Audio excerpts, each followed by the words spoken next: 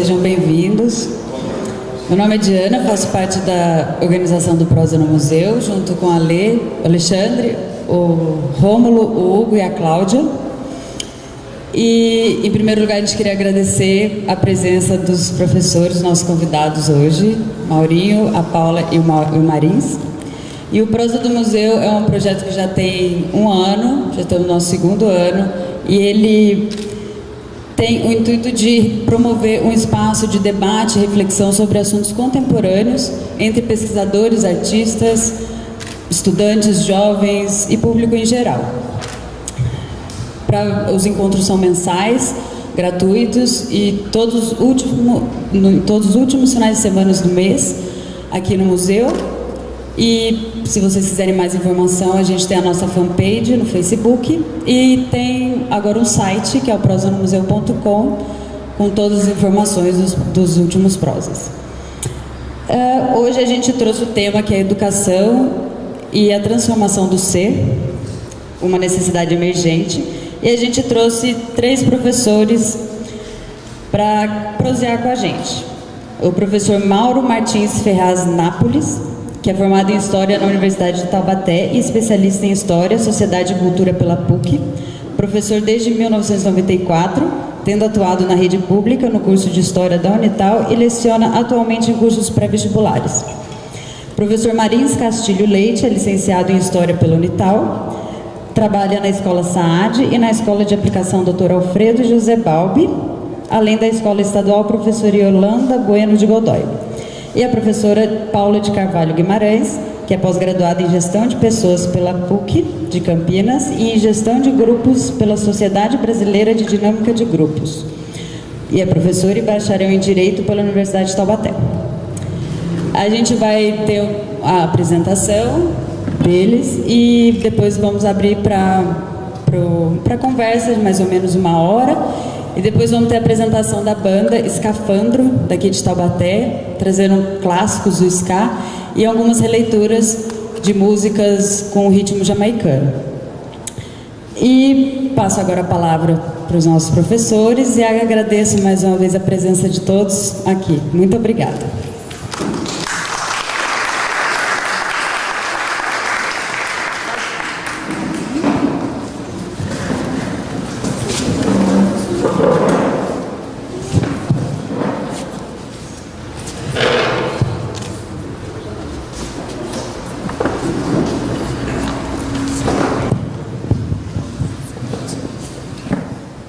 Boa tarde. Para explicar, eu sou a Paula. Deu para perceber, né? E esse é o Maurinho e o Marins. E foi muito grato o convite da Diana, porque nós somos professores dela há um certo tempo. Então, falar de educação para a gente é alguma coisa que é o nosso cotidiano, né? É um prazer falar de educação. Então a gente combinou uma fala inicial, depois os questionamentos e as perguntas, né? Eu costumo dizer que eu nasci professora, embora no começo da minha carreira eu tenha me desvirtuado um pouco, me iludido que fazer medicina talvez fosse a salvação da minha vida futura. Eu até tentei, né? Por 6 meses, desisti da faculdade, voltei para casa e do jeito que eu voltei para casa eu fui para terapia, porque a minha família achou que eu era louca de largar a medicina e querer letras, né? Mas sempre foi a minha paixão, né? Trabalhar com pessoas, trabalhar com mentes, porque numa frase do Cortella, a vida é muito curta para ser pequena e quando nós estamos com pessoas, a nossa vida se alarga bem mais. E a educação, ela traz essa possibilidade para a gente, porque educar não é só o ato de estar dentro de uma sala de aula. Eu acredito que é um compromisso muito maior, que se estende na nossa vida cotidiana, quando nós montamos um conteúdo, quando nós sentamos para discutir com os alunos, talvez no intervalo, num café, no aniversário, numa festa, no barzinho. Então, as nossas impressões, elas ficam, acho que muito sacramentalizadas em muitos alunos que nós temos. E hoje em dia, em eras de globalização e internet, recebemos esses alunos através de Facebook, de WhatsApp, e as memórias sempre são muito caras, sempre são muito queridas. Então significa que em algum momento do caminho nós deixamos algum tipo de semente que frutificou, que se multiplicou e que fez daquela pessoa uma pessoa diferente, transformada, com a possibilidade de fazer escolhas para uma vida melhor, né? E certamente todos aqueles que passaram por mim, ao menos, me deixaram alguns emblemas, algumas marcas, algumas modificações e muitos convites para refletir, né? Então, a educação para mim é uma mola, uma paixão, né? Sem ela, eu não me vejo fazendo outra coisa, na verdade. É isso. Muito boa tarde a todos. Eu tenho 21 anos de carreira, comecei em 94 e a minha opção por ser professor veio dele. Na verdade, eu era aluno dele no primeiro colegial e eu olhei aquilo e falei, acho que é isso que eu quero fazer. Não me arrependo, de forma alguma, né? Depois trabalhamos junto nas mesmas escolas várias vezes, dividindo turmas e somos grandes amigos até hoje. Então é um caminho que me é muito caro, que me é muito grato. Eu gosto muito do que eu faço. Eu só vejo algumas questões assim, algumas encruzilhadas que a gente tem vivido e que me suscitam algumas inquietações. A primeira delas, eu creio que haja hoje uma grande confusão entre educação e ensino. A educação, ela tem que ser vista sob um aspecto multidisciplinar, né? Não basta só a escola, não basta só o professor.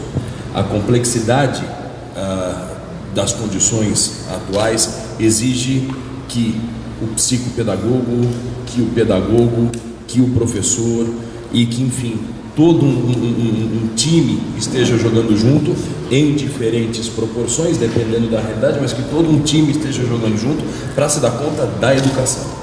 O que eu vejo é que há um discurso muito bacana sobre educação, mas na prática as coisas têm sobrado muito para o professor em sala de aula.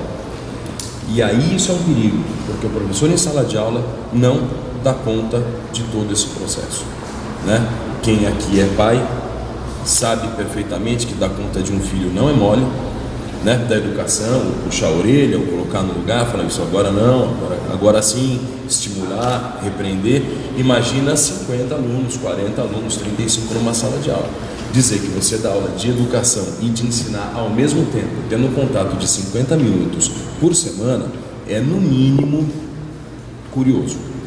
Então, é preciso fazer essa diferenciação, a meu ver. Fala-se de educação de forma muito genérica, de um modo geral, sobretudo na mídia e mesmo em grandes palestras e tal, mas é preciso se pensar atentamente se realmente estamos fazendo educação.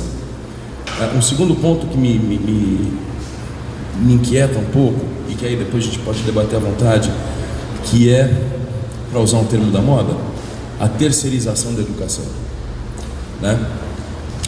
A educação começa em casa. A educação deve começar em casa. E em todos os âmbitos, isso é uma questão que vai além de uma classe social ou outra. De um modo geral, está sobrando para a escola esse papel. Muita gente tem quando eu falo de muita gente, estou falando de famílias, estou falando de pais, estou falando de responsáveis que se isentam de assumir a liderança desse processo e estão jogando isso na escola. E aí aquele professor que tem os 50 minutos por semana está tendo que assumir isso. Isso é um processo complicado. O professor não pode se eximir, ele tem responsabilidade nesse processo também, mas a família tem que ser chamada às falas nesse processo. Ela tem que participar ativamente desse processo. A educação começa em casa. É de fundamental importância que a educação comece em casa. E aí, de um lado, existe um outro problema, a meu ver, dentro de um caminho que eu me sinto mais à vontade de falar, que é o que eu tenho trabalhado e muito, que é o aluno tratado como cliente. Nas escolas particulares, principalmente, não todas, mas nas escolas particulares como um todo, isso acontece muito. O pai paga uma mensalidade altíssima para que a escola eduque o filho. A escola resolve esse problema, né? O pai dá tudo que o menino precisa materialmente, a escola que se resolve. E a escola, não, ao invés de resolver, trata o aluno como cliente por medo de perdê-lo. Dependendo da mensalidade, no final do ano é uma conta de quase 10 mil, 12, 13 mil reais a menos na conta da escola. Isso para a escola pesa, e aí a escola clienteliza a relação com o próprio aluno. E é a gente que está lá na linha de frente, na sala de aula, no tablado, lidando e tentando mediar essas relações também.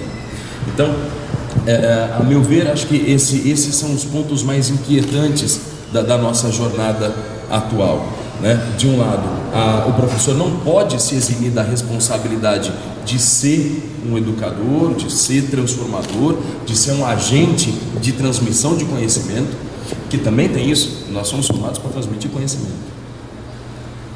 né? Então, se entra um aluno com necessidades especiais, é preciso que a gente tenha uma formação, que a gente tenha uma informação, que a gente seja munido de condições para atender aquele aluno da forma como ele merece, e muitas vezes isso não acontece, né? Em nome da inclusão, tem acontecido verdadeiras aberrações em sala de aula, verdadeiras aberrações, e nós estamos na linha de frente disso, né? Então, a gente tem que lidar com um aluno tratado como um cliente e com um aluno que tem sido, falando abertamente, jogado na escola para que a gente resolva algumas questões. Então, acho que a gente está numa encruzilhada complicada. Não sei até que ponto, de fato, temos conseguido fazer educação. A minha perspectiva, às vezes, não é das mais otimistas, mas acho que pode ser daí um passo para a gente poder crescer de uma forma mais sustentável. Não sei. É isso. Boa tarde também a todos e todas. Agradecer a presença de todos. E eu vou na linha do que os professores Paulo e o Mauro já falaram, e eu me recordo que o ano passado foi muito comentado pela internet uma fala de um jornalista da televisão, bem antigo, bem famoso, e ele defendia os professores na fala dele com um discurso dizendo que para ser professor é necessário haver dom, é necessário ele ter uma vocação para ser professor, e ele precisava se dedicar àquilo, e então os professores do Brasil não eram reconhecidos por aquilo. Eu respondi para as pessoas que elogiaram aquela fala, que eu não concordei com ela, que eu não tenho dom, eu não sou vocacionado para ser professor, eu sou um profissional, exerço a minha profissão, o meu ofício da melhor maneira possível. Eu procuro me aprimorar profissionalmente, e eu quero ser reconhecido e respeitado enquanto um profissional exercendo a minha profissão, como qualquer outra pessoa no mundo de hoje. Então, lógico que a única maneira de exercermos bem uma profissão ou um ofício, como os músicos que estão aqui, é gostando do que nós fazemos, é óbvio. A própria professora Paula já falou que ela percebeu que poderia inclusive terminar e encerrar, concluir, aliás, a faculdade de medicina dela, mas ela não seria uma pessoa realizada, não seria uma pessoa feliz como ela tenta ser hoje.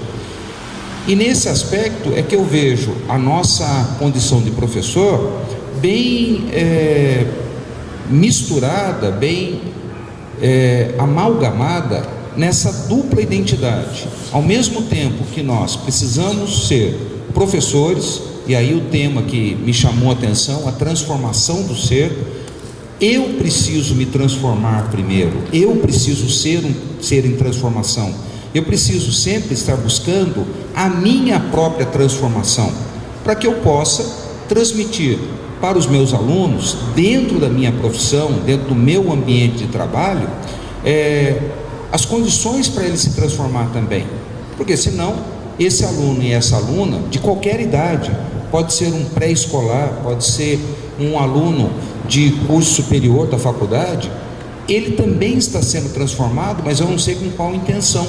Eu não consigo perceber quais são as informações que esse aluno está recebendo fora da sala de aula, para ele ser uma mulher ou um homem nessa sociedade que nós estamos vivendo hoje. Então eu vejo que a minha profissão, a nossa profissão de professores, ela tem essa dupla responsabilidade que o Mauro já comentou: transmitir a informação, mas ao mesmo tempo formar esse cidadão e a cidadã, dando a eles a plena condição de escolher o que ele quer ser na vida, quais informações que ele vai receber, e peneirando essas informações. Isso é o mais importante. Não vejo outra alternativa a não ser esse caminho. E aí eu me lembro de um documentário, já um pouco antigo, de 2009, falando de um país europeu que é a Finlândia. A Finlândia hoje é conhecida como o país que melhor possui os níveis de educação no mundo. E a Finlândia passa essas informações, esse exemplo, para todos os países do mundo. Todo mundo tenta repetir o que tem na Finlândia. E nesse documentário eles filmavam o cotidiano das escolas públicas da Finlândia. E você imagina, em 2009, o que havia de mais moderno em tecnologia: computadores, data show, a sala com vários materiais, o professor podendo levar os seus alunos para teatro, para exposições, para museu, fazendo projetos e assim por diante. Mas uma coisa que me chamou a atenção naquele documentário foi a permanência na sala de aula do giz e da lousa, em todas as salas.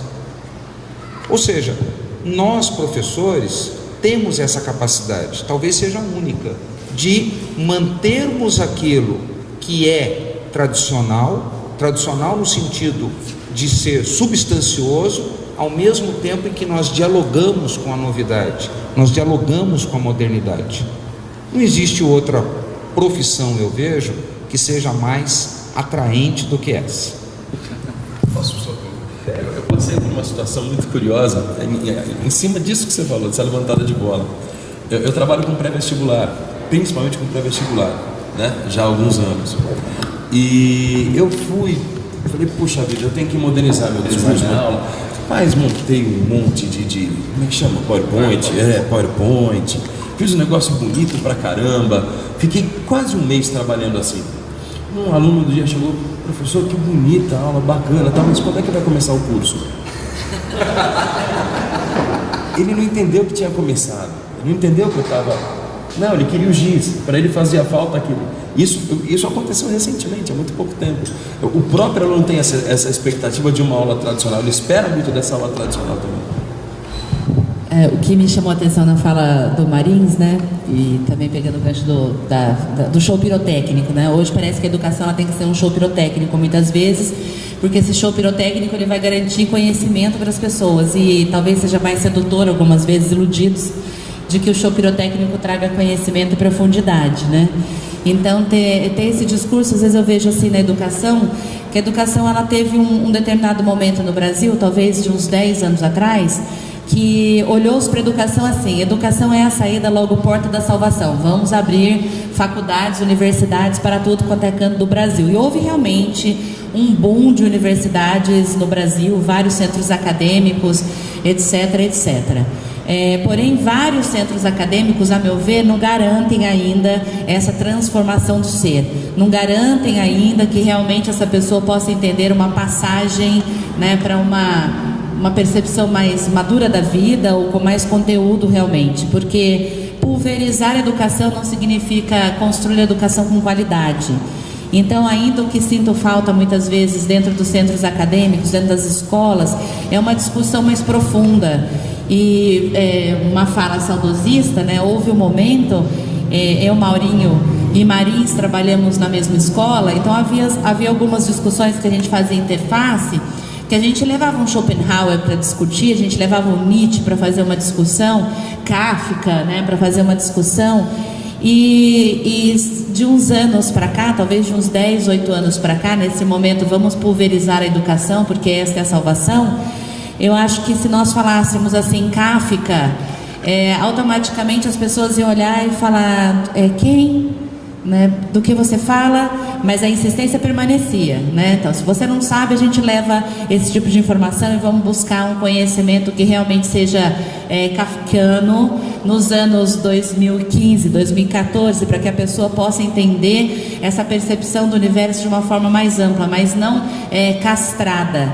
E o que eu sinto muitas vezes dentro da educação em sala de aula é que se nós pulverizamos, parece que perdeu-se em algum momento o amor pela arte de educar. A educação está ficando muitas vezes pelo fato de ir depositar conteúdo e informação em 50 minutos, e muitos desses 50 minutos, além do depósito de informação e conteúdo na cabeça de alguém, você tem que talvez transmitir para eles conceitos básicos e mínimos de boas maneiras de educação.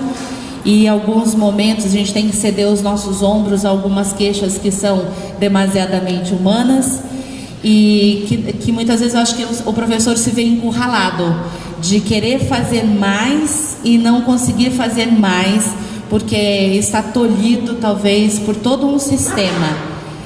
Não que nós nos neguemos a dar essa contribuição, não nos negamos porque estamos aqui, né? Até hoje dentro de uma sala de aula, com prazer, fazendo aquilo que gostamos. Mas o que me atemoriza muitas vezes, nesses anos de educação, que o Maurinho tem 21, né? O Marins depois vai dizer que de SAD ele tem 28, eu tenho 25. Então, nesses anos de educação, olhar a educação perdendo muitas vezes a sua profundidade em sala de aula e a sua profundidade de questionamento, né? Então, muitas vezes aquele que vem para a sala de aula, ele vem super tecnológico, informatizado, bugueado, né? Wikipediano, mas as construções são muito rasas. Então, se nós queremos realmente construções mais profundas, há que se haver essa insistência, mas há que se haver a cobrança da sociedade, porque pulverizou-se, ótimo, abriram-se linhas de possibilidade estudantil universitária, ótimo, nada contra, mas então lutemos pela qualidade, façamos com que realmente aquilo que se discute em grandes centros acadêmicos, dentro das salas de aula, seja realmente uma entrega que venha a possibilitar para essa pessoa que está ali, que para mim não é cliente, acho que eu continuo antiga, né? Para mim nunca vai ser, que essa pessoa receba como uma possibilidade de alargar horizontes, né? Então acho que esse resgate na educação é necessário, abrindo escolas, abrindo centros universitários, promessas muitas vezes que não se cumprem, mas que a promessa principal seja conteudista realmente, para que essas pessoas saiam de uma marginalização cultural, para que elas possam de fato se apropriar da educação como uma possibilidade transformadora, na fala do Marins, né? Posso? A Paula foi muito sábia ao lembrar do show de aula, ou a aula show. Faz muitos anos, uma pessoa veio comentar comigo, um pouco que cobrando da minha postura, que outro professor era muito querido, era muito admirado, porque a aula dele era um show, e os alunos aplaudiam aquela aula, de uma determinada disciplina. E eu respondi para a pessoa que no show, qualquer show que nós fomos ou já estivemos, ele é maravilhoso, mas no show nós não participamos.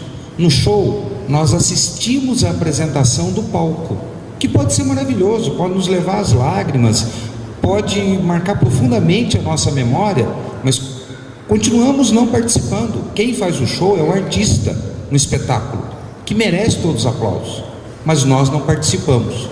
E aí eu respondi para aquela pessoa que não, eu não faço aula show, eu faço uma aula, trabalho em aula, levando meu aluno a participar daquilo que eu estou fazendo, e muitas vezes ele me ensina, na maioria das vezes eu estou aprendendo com ele, ao mesmo tempo em que eu também o ensino alguma coisa. Então, nesse sentido, nosso trabalho de professor, outras pessoas já comentaram isso de maneira muito mais apropriada, ela tem um sentido contraditório, dialético até, porque a educação, sempre, em qualquer momento, ela é conservadora. Quando uma sociedade ela se propõe a educar os seus membros, sejam suas crianças, seus adolescentes, seus jovens, seus adultos, quando ela propõe educar, ela quer que essa sociedade, ela quer que a educação ela seja conservadora, ela quer manter naqueles indivíduos os valores daquela sociedade. E ao mesmo tempo, nós dentro de sala de aula, nós professores, buscamos incentivar nesses alunos a transformação. Então nós somos revolucionários, nós professores, nós somos contra a sociedade. Ao fazer o trabalho que a sociedade nos propõe de conservar, nós também propomos ao mesmo tempo, dialeticamente, contraditoriamente, a transformação. É na sala de aula que eu vou colocar naquele aluno o germezinho, a bactéria da transformação, que vai fazer com que aquele aluno, aquela aluna, converse em casa: não, eu não quero fazer o vestibular para tal coisa, eu quero fazer outra. Quem que ensinou isso para você? Foi o professor. É essa contradição que nos anima, e por isso nós somos convidados a falar dessa transformação.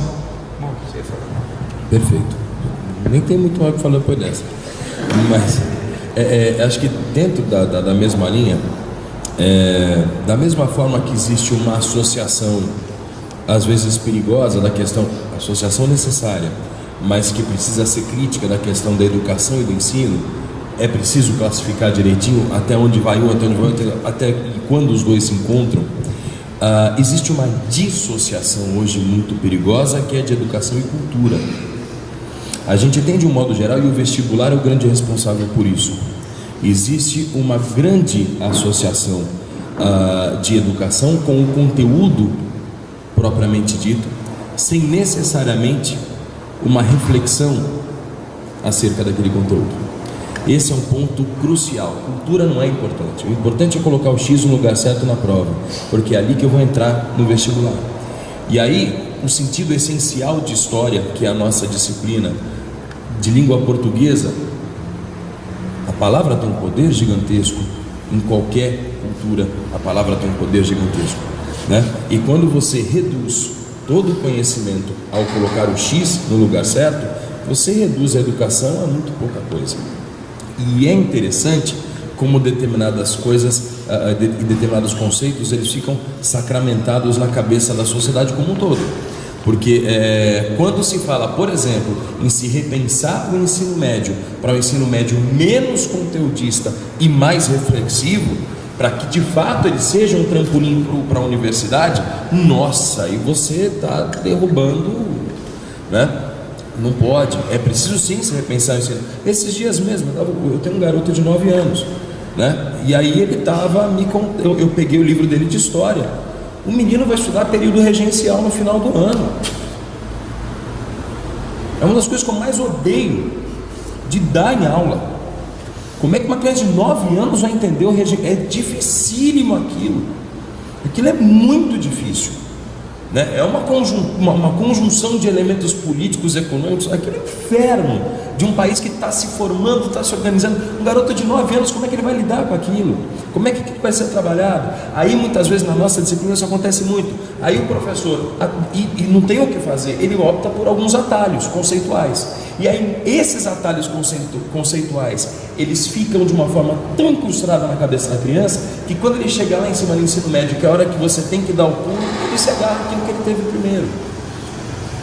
E aí também não dá para penalizar o professor que trabalhou lá atrás, porque, desculpa, período regencial com uma criança de 9 anos, eu não sei como é que faz, não faço a menor ideia de como é que faz, entende? Então de repente existe uma confusão também dessa coisa. Educação é o conteudismo nesse sentido, de um volume solto de conteúdo, mas nossa, meu filho está aprendendo com a beleza, tem que ver a quantidade de apostila que ele tem em casa, tem que ver quanto daquilo que realmente ele está conseguindo compreender, assimilar e refletir em cima daquilo.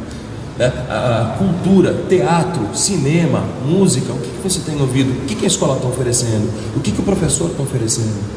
É tão importante, né? De repente, até que ponto realmente se leva a determinados projetos extracurriculares que são importantíssimos. Eu estou vendo aqui o Gustavo, né? Eu fui professor desse moço, espetacular músico por sinal, e a turma dele era uma turma muito bacana, era uma turma que a gente, né, ia por uns caminhos bacanas assim de reflexão, de pensamento. E eu me lembro de uma turma dele que eu orientei numa feira de ciências. Eles chegaram, a gente queria fazer um trabalho sobre morador de rua. Eu falei, por quê? Porque é uma realidade completamente diferente da nossa. A gente sabe o que é isso. Eu falei, vai embora. Eles fizeram um documentário. Eu tenho até hoje guardado. Isso já se vão mais de 10 anos, né? Foi espetacular. E aí você sente que aconteceu educação.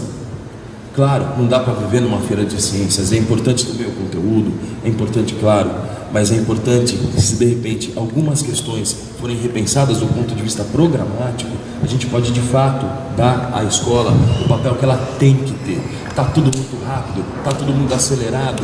A escola tem a obrigação de ser esse contraponto. Ela tem que ser esse contraponto, ela não tem que entrar na pilha dessa sociedade acelerada. Uma mecanização, né, Maurinho? Pensando nisso, né, o Maurinho deu o gancho, né, dos meninos que fazem um trabalho numa feira cultural, e o Marins falou uma coisa que eu rememoro com grato prazer, e acho que o Mauro vai lembrar também. Nós tínhamos uma aluna, Mariane Burti, né, que tem família aqui no Kira, e a um certo período ela chegou assim pra gente numa sala de aula e falou assim: Paula, o que a gente faz é muito pouco para mudar a sociedade, porque a gente dentro de sala de aula tem essa fala da modificação, tem essa fala da não estagnação, tem essa fala do convite à transformação. Aí eu falei para ela, né, eu falei, então pense em alguma coisa e a gente te ajuda. Ela falou, eu já pensei. Eu falei, esqueço, né, que adolescente tem uma presteza maior do que os nossos neurônios. Eu falei, o que vocês pensaram? A gente queria fazer um trabalho com a comunidade do Barreiro, com algumas crianças do Barreiro. Daí eu falei, o que especificamente? Educação e higiene básica. É um projetinho. Daí ela me mostrou numa folhinha de caderno, ela e mais 4 alunas, Mariane, Maria Clara, acho que Elisa estava junto e tinha mais uma. Daí elas me mostraram um rabisco. Daí eu falei, gente, vamos fazer, eu topo, tô dentro, porque eu sempre fui uma professora do tô dentro, né? Aí eu falei, só que essas crianças, talvez seria interessante da gente levar alguma coisinha para elas comerem também, né? E daí elas falaram, mas a gente não tem dinheiro. Eu falei, pede. Mas para quem? Para a gente, para os professores. Mas eu sei que começou pedindo para os professores assim, um saquinho de pão, uns 3 leites, alguma coisa do gênero. Elas fizeram 3 anos de colegial, mais 1 ano de cursinho com a gente, que eu acho que foi proposital, só para o projeto delas não acabarem. E começou com uma meia tarde de sábado, terminou com um final de semana que acontecia em uma chácara. Deixou de ser no Barreiro para passar a ser uma chácara. E elas conseguiram, inclusive, transporte da prefeitura. E eu assinei junto com uma outra mãe, né, sendo as responsáveis pelo projeto. Aí o saquinho de pão, ele já virou caixas, os 3 litrinhos de leite já viraram caixas. E assim as meninas desenvolveram esse projeto, não só esse projeto no Barreiro, mas também nos asilos de Taubaté. Elas faziam Venha Dançar no Asilo, que era uma tardezinha de dança, café, né, com os senhores e senhorinhas do asilo. E a Maiane sempre me chamou muita atenção porque ela queria fazer medicina. Aí quando ela chegou no colegial, ela falou assim pra mim, ela falou, Paula, eu não quero fazer medicina. Eu falei, não, o que você quer fazer? Daí ela falou, quero fazer serviço social. Eu falei, Jesus, o pai dessa menina vai matar ela, e a mim junto, né? Daí eu falei, Maiane, vamos embora então. Daí ela falou, mas como que eu faço isso?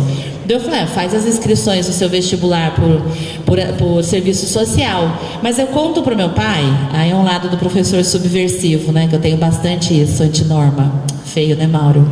Mas eu falei pra ela, a gente conta depois, um problema por vez. Eu só tenho resposta para esse primeiro momento, pro segundo momento eu não tenho ainda. E daí eu sei que a menina passou, porque ela era brilhante, né? Ela foi para Brasília. Ela chorava quando ela passou. Eu falei, você tá chorando de alegria ou você tá chorando de tristeza? Eu não tô entendendo. Daí ela falou assim, o nosso projeto vai acabar. Daí eu falei assim, não, Maiane, a semente que você plantou nessas crianças ficou lá. Então isso daí nunca vai se acabar. Eu falei, vá, faça essa sua faculdade, porque de repente você vai ser uma mola de transformação muito maior, porque você passou por uma experiência construtiva realmente da educação. E ela foi, o pai dela não nos matou, nem a ela nem a mim. Ficou meio sem falar comigo durante a formatura, mas depois ele me perdoou. E hoje ela já é casada, é mãe, ela toca vários projetos em Brasília nesse sentido de levar realmente às pessoas algo mais do que só pão e leite. Numa leitura do Titãs, que a gente não quer só comida, né? A gente quer sair da diversão, balé, a gente não quer só comida, a gente quer a vida como a vida quer. Quer-se muito mais da educação, a gente não quer o tão pouco da educação, porque eu acho que a educação não foi e não é uma disciplina pequena. Então, contra essa materialização, talvez nós devêssemos voltar realmente a esses ambientes abertos. Nós estamos no museu, mas é quase uma ágora grega, né? Estamos quase em uma praça aberta. para que realmente as pessoas sejam convidadas à delícia do aprender. Porque hoje a educação passou a ser uma obrigatoriedade chata, maçante e cansativa. Porque o professor compete com todos os aparatos tecnológicos, que não que devam sair da sala de aula. Nós não somos contra a tecnologia, mas eu sou a favor do humano. Eu sou a favor do resgate de uma educação que humaniza, de uma educação que constrói pessoas, de uma educação que abre consciências, de uma educação que realmente faz a pessoa ver além, em quaisquer níveis, né? Seja numa educação básica, e eu com o Maurinho a gente tem uma discussão muito grande, porque quando a gente pegava as apostilas, ele olhava para mim, eu olhava para ele, eu falava: a gente queima agora ou no final do ano? Ele fala: não, só no final do ano, porque senão o nosso diretor vai nos matar. Eu falei: tá bom, só no final do ano, mas vamos subverter? Vamos subverter. A gente queima na sala. Vinha uma ordem. Vinha uma ordem que você falava: meu Deus, o que é isso? Isso é muito mais castrador do que libertário. Eu só entendo a educação se ela for libertária, não castradora. Paula, como exemplo do que a Paula está falando, e assina embaixo, eu vou passar para vocês uma experiência que todos nós vivemos em sala de aula, em que o responsável pela escola chega para o professor, no caso das apostilas, e sugere, sugerindo, não sei bem como é, que a apostila seja utilizada nesse ano e que nós façamos o aluno escrever na apostila com caneta, respondendo na caneta. Por quê? Para impedir que esse aluno revenda para o ano que vem, porque a escola precisa ganhar vendendo o material. Então, se o aluno deixa a apostila isenta, limpa, ele vende para o colega do ano passado, do ano que vem, né? Então você vê como que a mecanização e a mercantilização permeia esse lado, e como que nós, professores, nos envolvemos nisso, é óbvio, não tenha dúvida, mas ao mesmo tempo nós também conseguimos subverter. E nessa visão que eu tenho, que eu busco ter, bastante positiva do nosso trabalho de educação e bastante esperançosa, eu enxergo, e aí a Paula e o Mauro me corrijam, por favor, eu enxergo com muita esperança essa realidade que nós estamos vivendo nesse momento, começo do século XXI. Primeiro pelas matrículas. Então, desde há muitos anos, ou talvez nunca no Brasil, nós tivemos essa situação que vivemos hoje de criança matriculada em escola. Nós temos literalmente todas as crianças do Brasil matriculadas em escola, 100% matriculado. É lógico que essa escola está longe da realidade de perfeição, está muito longe, mas pelo menos existe a obrigatoriedade dessa criança estar na escola. Na sexta-feira mesmo eu recebi um aluno de 8ª série, 9º ano, que está na idade de 8ª série, e aí eu fiz aquela chamada original no começo da aula, sexta-feira de manhã, e ele veio então falar comigo: professor, o senhor não chamou meu nome? Eu falei: eu estou olhando aqui que você está arriscado, porque avisaram que você tinha desistido, você não veio mais, passou várias semanas faltando. Ele falou assim: mas me mandaram vir para cá. Isso tem um lado negativo, é óbvio que tem, mas eu vejo também como um lado positivo. Essa criança de 14 anos de idade, esse menino de 14 anos de idade, ele não está fora da escola, mesmo que seja obrigado.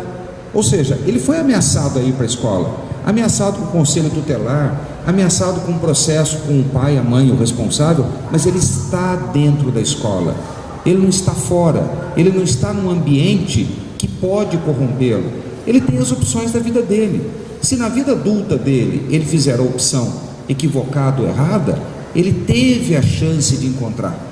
Então é nesse sentido que eu vejo com grande esperança esse nosso trabalho, prevendo, talvez daqui a algumas décadas, e talvez até para o Vitor, quando ele for o nosso substituto, né, Mauro? Na sociedade, é lógico, não estou falando que ele vai ser professor não, mas na sociedade, ser um homem responsável na sociedade, Eu estou observando que essa sociedade do futuro aqui no Brasil, ela vai conseguir ter um progresso muito grande, porque ela já está tendo esse progresso, ela já está tendo essa melhoria. Basta ver o discurso em geral que é feito de qualquer ente social, pode ser a imprensa, pode ser a mídia, pode ser os meios empresariais, pode ser o político, não importa quem seja. Na fala desses entes sociais, religiosos, por exemplo, a educação passa a ser um detalhe importante. A educação passa a ser um item importante, repetido constantemente. É isso que me motiva a continuar trabalhando e continuar acreditando no trabalho.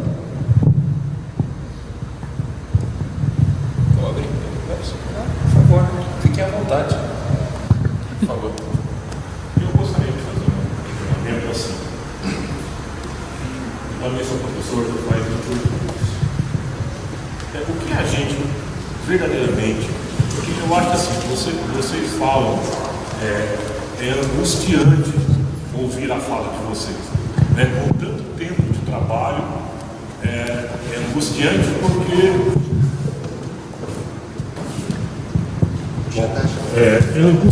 porque quando eu estava em casa para vir hoje aqui, eu queria fazer uma pergunta que era assim: pode o professor desistir? Perder o brilho? Você vai conversar com o professor, meus filhos estudam, e ele fala para mim assim: não tem jeito, pai, não dá mais, eu não acredito. Aí você acha que é um som. Aí você vai, isso eu falei com o professor de matemática. Eu fui falar com o professor de história, a mesma fala. Aí você vai conversar com a diretora da escola e ela tem a mesma fala. Não, isso não é mais possível. Sabe, não é mais possível cantar um hino nacional, por exemplo. Não é?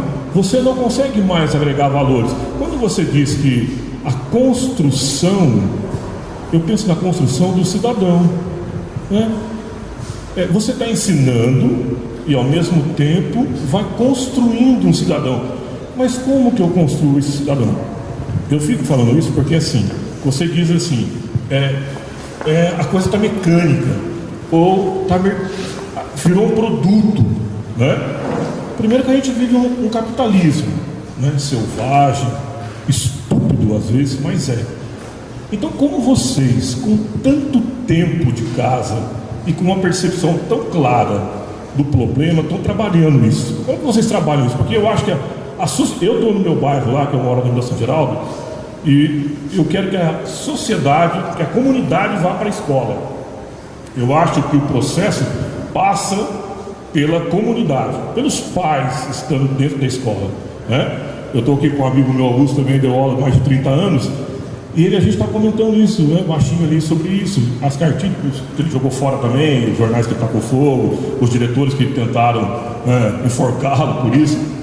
Mas como? Mas nunca perdeu, né, a vontade de trabalhar, que eu acho que é mais importante. Mas eu tenho escutado muito isso: não dá mais, pai, isso é utópico, é bobagem, o aluno não quer, ninguém quer. Então como que reverte isso? Como que vocês pensam isso?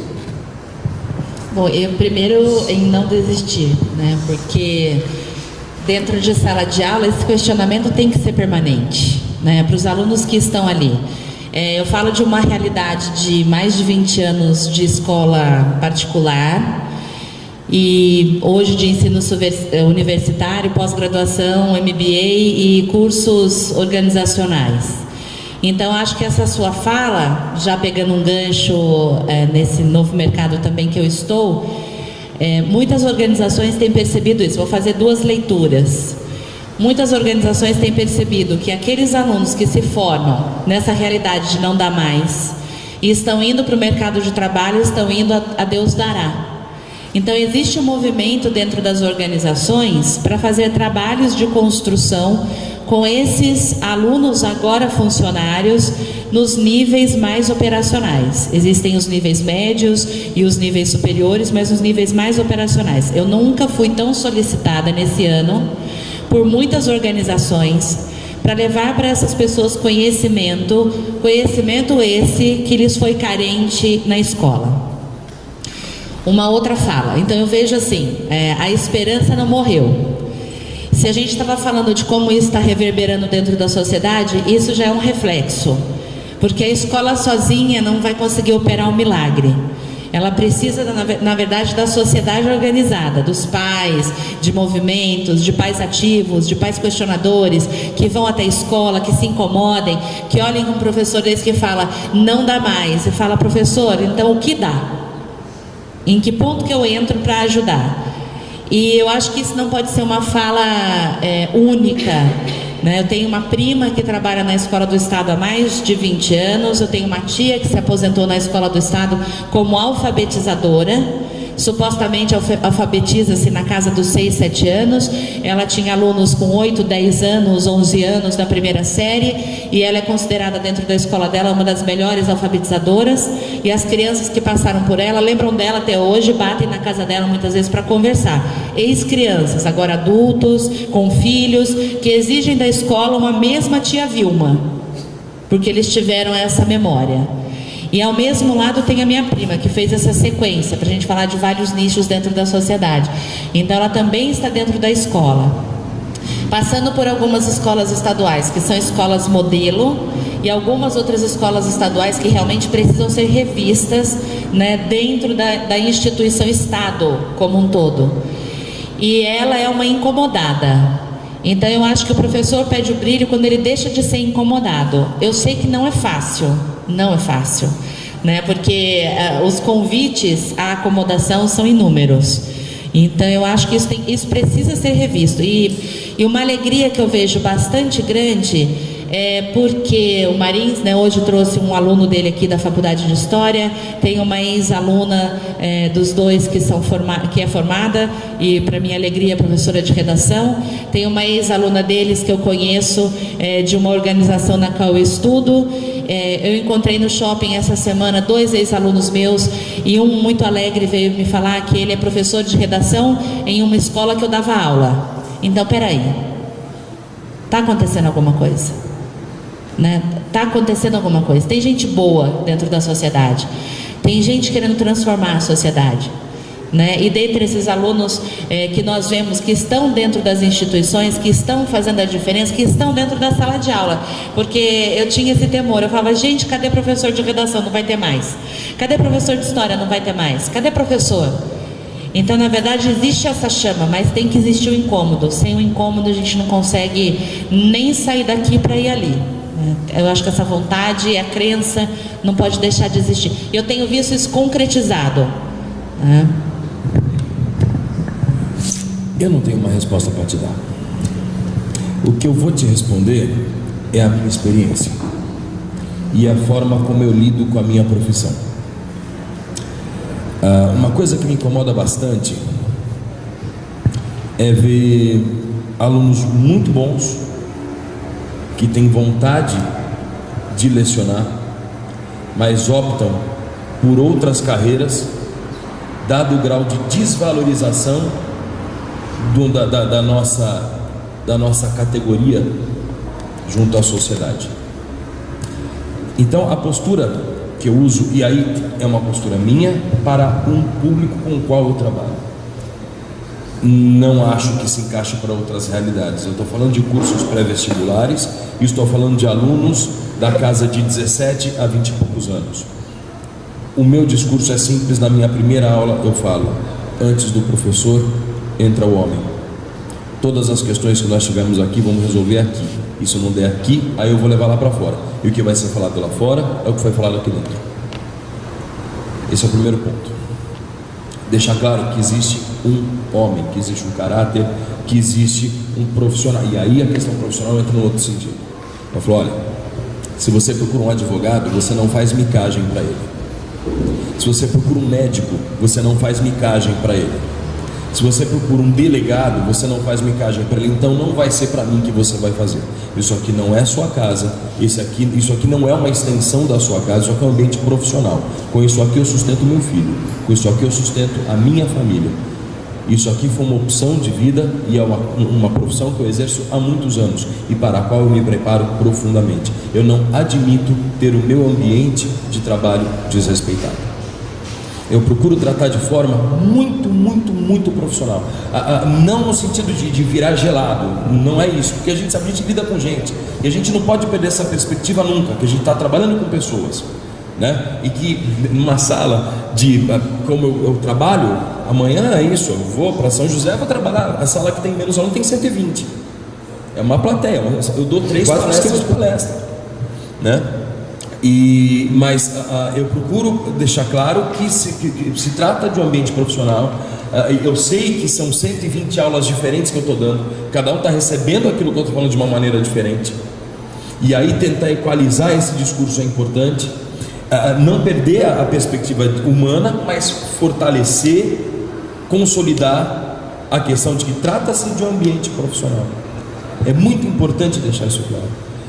E eu procuro bater, isso funciona na minha realidade, não posso dizer que se aplica a outras, que existem outros graus de dificuldade, que evidentemente que o meu discurso não alcança tudo, nem me propõe a isso, né? Então acho que esse é um outro ponto importante. Em última análise,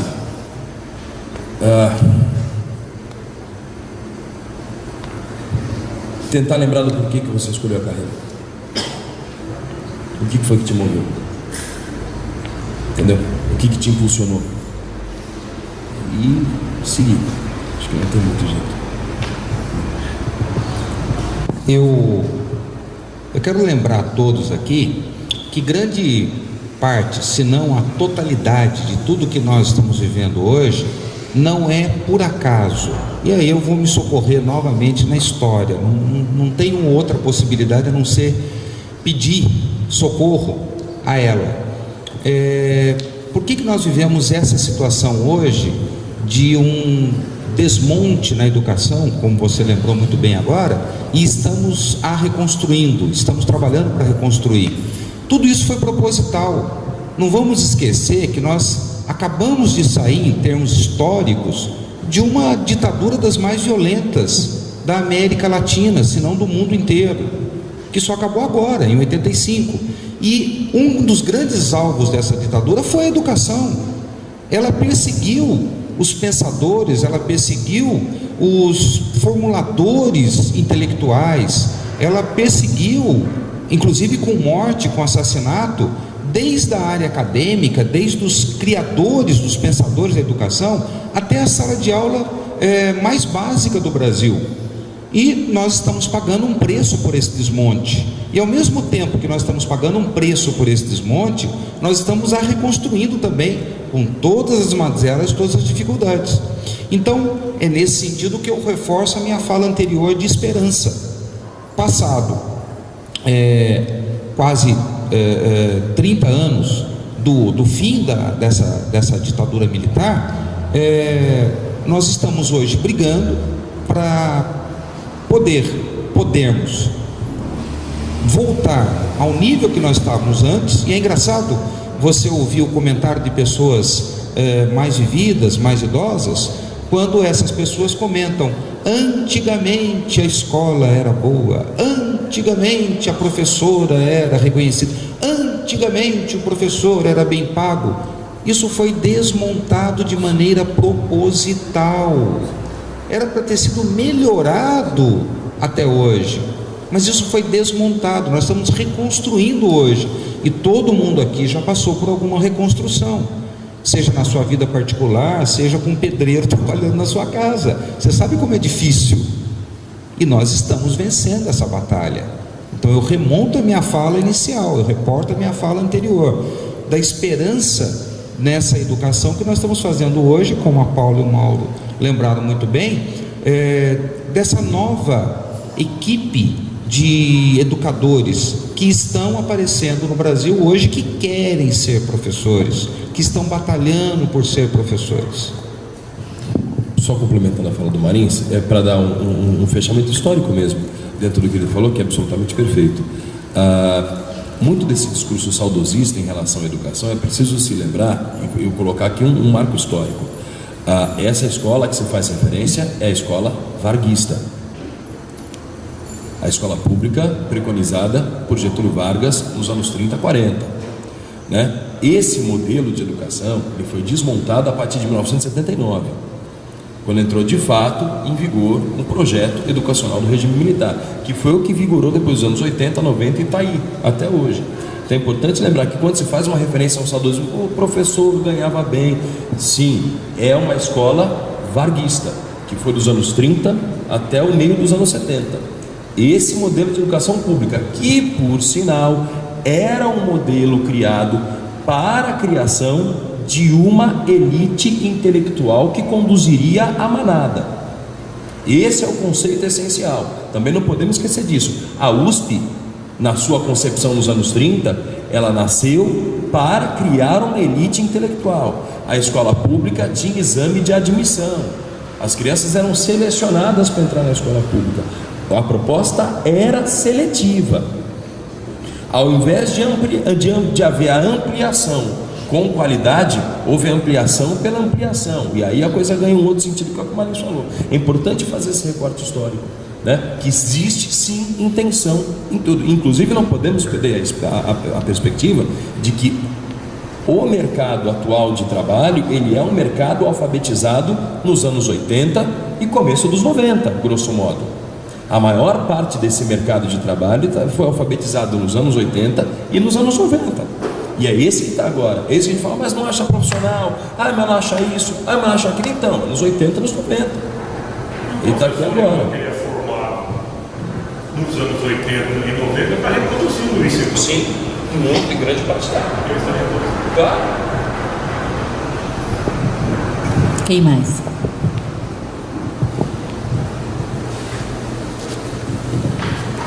Você vai ter que vir aqui.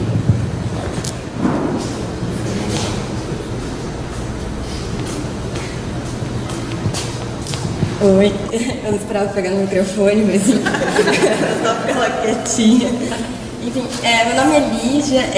Muitos professores falaram aqui, a fala de vocês me fez muito pensar sobre a minha experiência.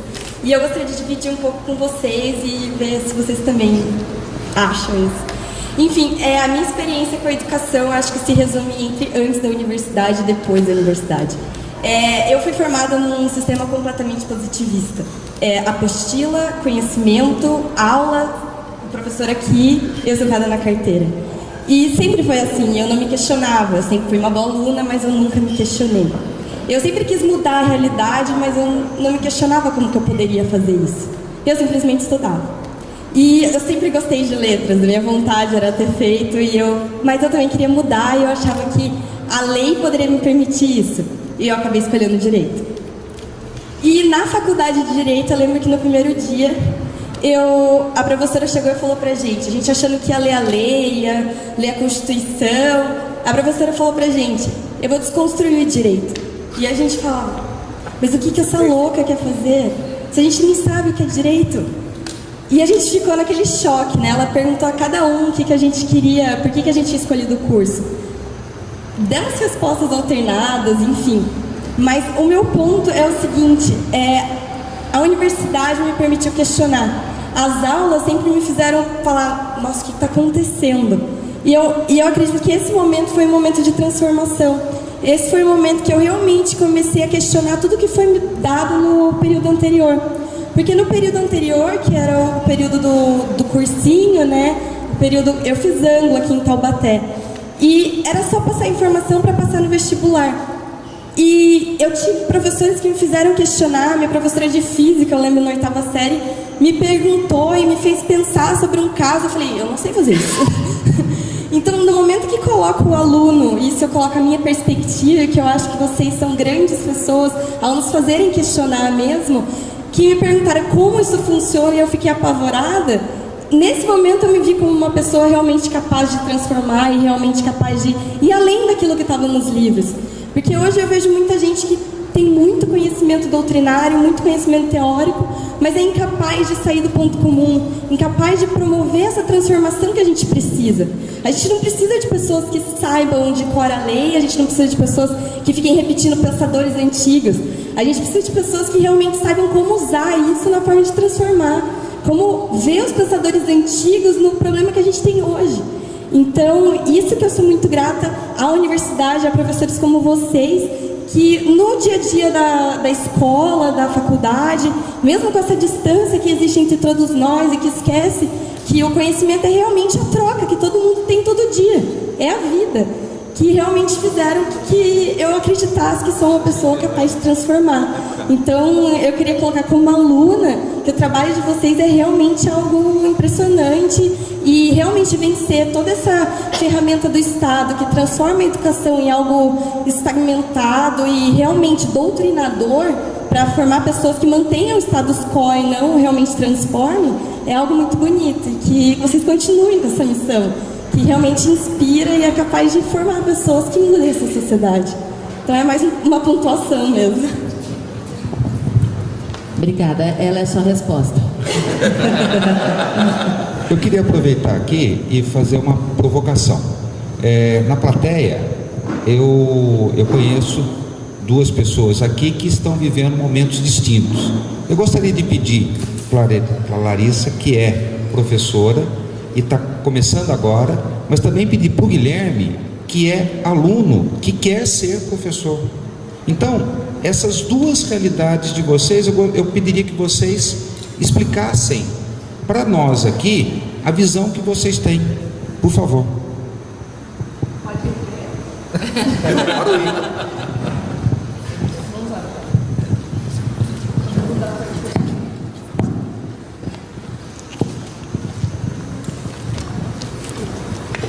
Eu vou, já que eu sou no cargo de professora agora, eu vou tomar a vez, tá bom?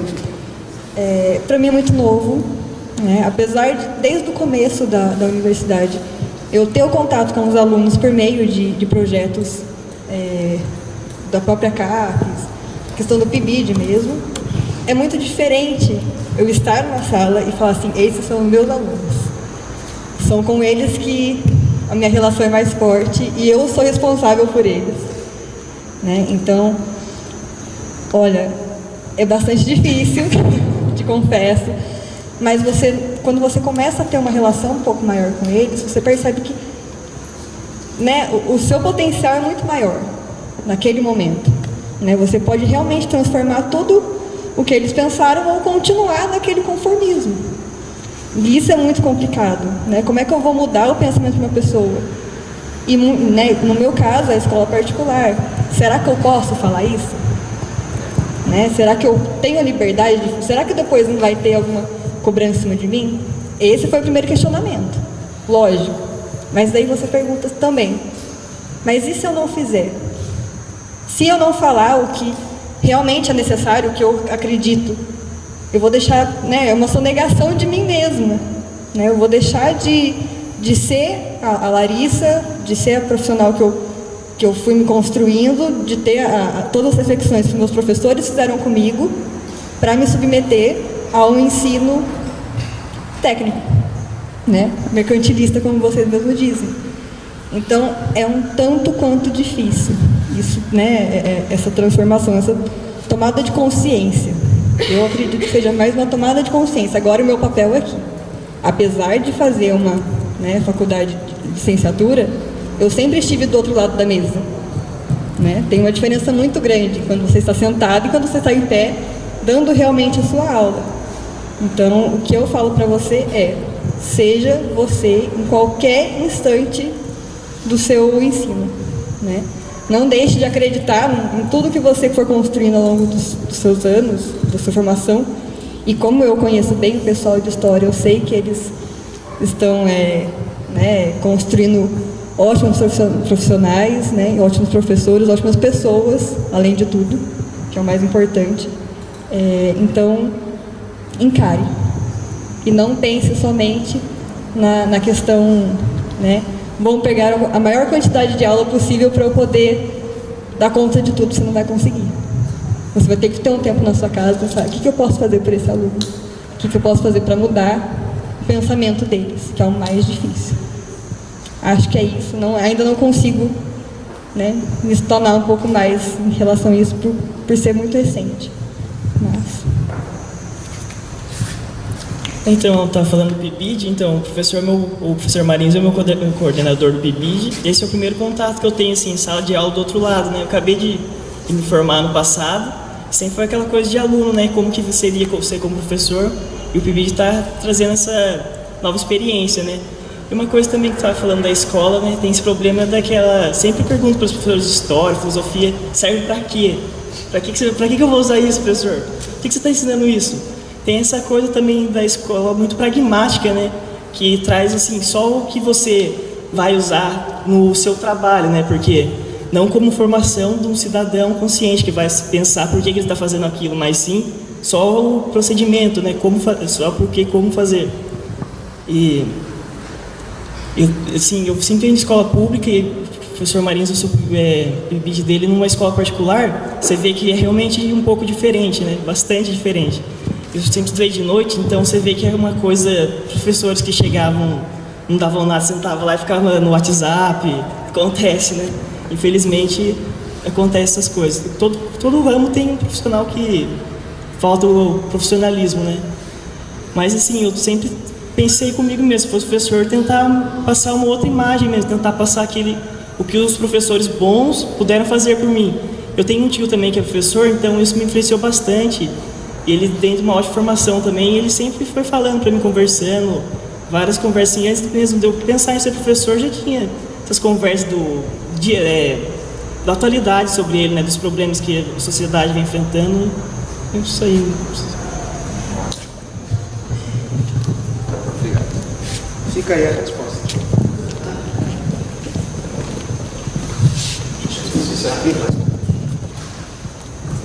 Eu fico nessa reunião pensando algumas coisas e o professor Mauro Xará logo de cara falou basicamente o que eu estava pensando. Eu acho que em termos de educação a gente pode dividir a educação em duas coisas diferentes. Uma seria formação e a outra seria informação. E cabe ao professor um pouquinho de formação e muita informação. E cabe ao pai, à família, a formação. Né? E o que a gente tem visto atualmente é que os conceitos de cidadania e de educação, que deveriam ser função da família, dos pais, deixam muito a desejar. Né? E quanto à terceirização que ele comentou, é uma praga que está cada dia pior. Ela começa como um fenômeno econômico, passa para um fenômeno político e hoje é um fenômeno cultural. Certo? E, de observação minha, todo lugar está terceirizado. Né? Na Igreja Católica, certo? O padre terceirizou boa parte das coisas que ele fazia. Batizado, o padre não faz mais, comunhão, o padre não distribui, ele está terceirizando. Certo? Na igreja protestante, o pastor fazia um discurso de 3 horas, hoje ele fala de meia hora e deixa as 2 horas e meia para o obreiro dar seu testemunho. Certo? E na escola, né, os pais estão terceirizando tudo para o professor. Certo? O professor é responsável por absolutamente tudo. Né? Nas reuniões de pais e mestres, né, pais e alunos os professores, né, é uma cobrança muito grande por parte dos pais. Né? E o pai não faz a obrigação dele. Né? Isso vocês, nas reuniões, vocês sentem muito disso. Uma das coisas que incentiva o pai a cobrar muito, eu acho que é a aprovação continuada, que não foi discutida aqui. Né? Foi discutido só na escola particular, que eu pago e meu filho tem que passar de ano. Na escola pública também tem que passar de ano e filho paga. Então, eu acho que está faltando alguma coisa para mudar isso daí, porque está muito ruim. Né?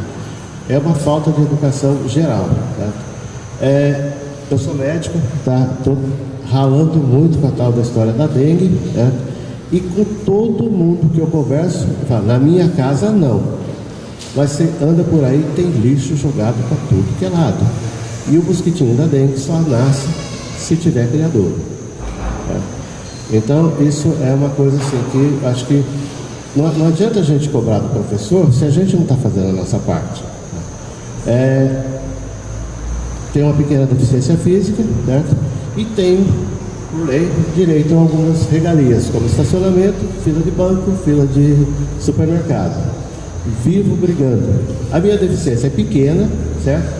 Não tenho tanta necessidade, mas eu brigo mais porque tem gente bem pior que eu que não tem coragem de brigar. Minhas filhas hoje estudam na Unital, mas há um tempo atrás estudavam no colégio católico aqui da cidade, e na frente desse colégio tem uma vaga para deficiente. Um dia eu fui buscá-las, né? A hora que eu cheguei para estacionar, um cidadão estacionou na vaga.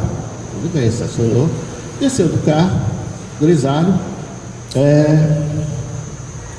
olhei assim, deu uma medida, aparentemente nenhuma deficiência física, né? Eu virei para ele: o senhor veio buscar aluno, o senhor é pai de aluno, o senhor é avô de aluno? Porque meio grisalhão assim, né? Falei: bom, não, mas o senhor estacionou ali não é para o senhor. Assim, aquela placa não quer dizer nada. Eu falei: como não quer dizer nada? A placa é coisa. Aí ele me mediu, do jeito que eu tinha medido, ele mediu. Sim, o senhor é meio folgado, sua deficiência não é tão grande assim. O senhor não é deficiente, o senhor é um abusado. Eu virei para ele e falei assim: tá, o senhor é pai de aluno, avô de aluno? Ele falou: não, colégio católico. Eu sou o padre capelão do colégio. Eu falei: pelo amor de Deus, senhor. É isso que o senhor ensina para as minhas filhas? Eu vou tirar minhas filhas daqui, pombos. Então, eu acho que a gente precisava pensar um pouco sobre isso. Ou então colocar uma vaga para deficiente moral. Mental. E uma outra coisa que eu ensino em casa para minhas crianças é o seguinte: livro é para ler, caderno é para escrever. Isso com o professor lá. Eu, pela minha idade, estudei Caminho Suave e nunca escrevi na cartilha. Meus irmãos usaram a mesma cartilha. Meu pai comprou uma cartilha para 5. Eu complementando a fala, os alunos, o tema corrupção, ele é muito abordado ultimamente e muitas vezes de forma, na minha opinião, equivocada, na medida em que associa-se muito a questão da corrupção ao roubo, né? É preciso lembrarmos que corrupção, no sentido etimológico, é o desvirtuamento do sentido original de algo. Consequentemente, é tão corrupto aquele que parou na vaga de deficiente quanto aquele que roubou onde não devia ter roubado, né? A gente vive uma sociedade de um certo egocentrismo, é tudo muito espetáculo, e perde-se a noção de que corrupção não é só do outro, corrupção é dele, não é deslize, né? E isso é muito ruim e muito disseminado, sobretudo nessa garotada, né, que está chegando agora. Isso dificulta e muito o nosso trabalho, né? Até vou pedir, porque senão vou entrar na fala, mas eu acho que ele tem que contar isso, né? Sobre a manifestação do dia 15, né? Eu queria que você contasse essa história, que é uma aberração.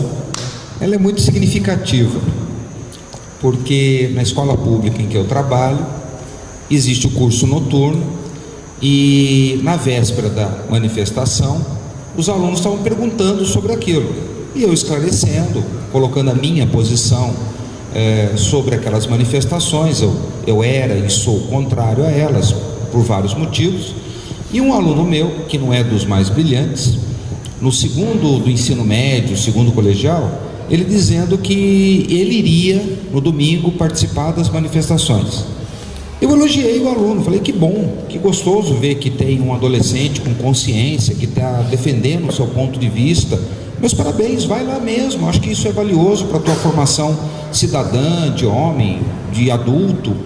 Isso desconcertou o aluno, porque ele acreditava ou ele esperava que eu fosse criticar, bater boca com ele, assim por diante. E ele, para tentar se justificar, ele disse que não iria sozinho. A minha sala inteira vai também, professor. Que bom, mas que sala é essa? É um curso técnico que ele faz, e a sala inteira iria no domingo se manifestar, porque o professor que dava aula técnica para ele, do curso técnico, combinou com os alunos que aqueles que fossem à manifestação no domingo e fotografassem no celular, levando o celular na segunda-feira, eles iriam ganhar um ponto na média. A sala inteira vaiou o menino, dizendo: mas como? Você vai falar contra a corrupção e você está sendo corrupto? Não, mas daí não é corrupção. E aí foi a discussão em torno disso. E o que mais me chocou, além de tudo isso, né, tem mais um detalhe ainda, é que o determinado professor que combinou isso com os seus alunos, que já é uma aberração em sala de aula fazer uma coisa dessas, ele não era professor de formação, ele era advogado. Então, duplamente errado por tudo isso que eu já comentei com vocês. Então, isso me motiva ainda mais a trabalhar como professor. Eu vejo que existem muitas e muitas barreiras a serem superadas, e sem nenhum medo de ser cabotino na minha fala, eu acho que só eu, professor, é que consigo derrubar essas barreiras, não é para qualquer um, não.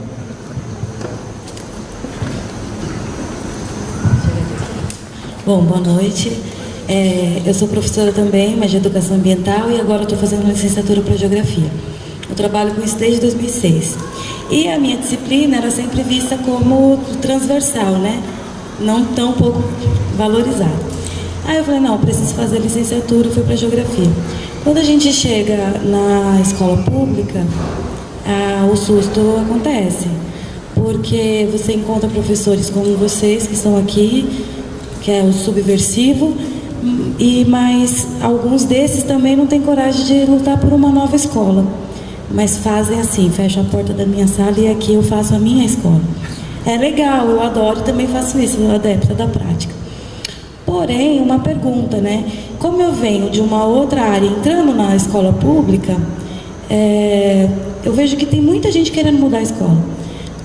Com exemplos, como o senhor falou, da Finlândia, ou com exemplos da permacultura, de educação de educação voltada para as comunidades indígenas. Aliás, eles ensinarem para a gente como que se deve ser feito, né? Quilombolas, enfim, outros milhares de modelos. E dentro da escola isso não é aceito. E quando a gente chega novo lá dentro, com a visão do PIBID, o professor velho fala, quando você entrar aqui você vai mudar. Depois você muda, isso é coisa de jovem. Calma, que vai... Isso, uma pergunta para vocês, né? Como lidar? A gente que quer ter uma outra visão, porque a gente é da educação 80-90, que já foi dito aqui que não é legal, mas que está preocupado individualmente com a educação pessoal nossa e reverter. Então, hoje a gente está num mundo globalizado, que pode ser positivo ou negativo, mas nesse caso positivo, de a gente buscar o conhecimento, buscar a informação que vem de coisa boa de outros países e querer colocar isso no nosso trabalho e ver o tempo inteiro de porta fechada. Eu sou apaixonada por leitura de livro e lousa com giz, mas eu também acho que é importante a gente ter uma formação tecnológica no mundo de hoje. Agora a pergunta é, como fazer então essa escola nova?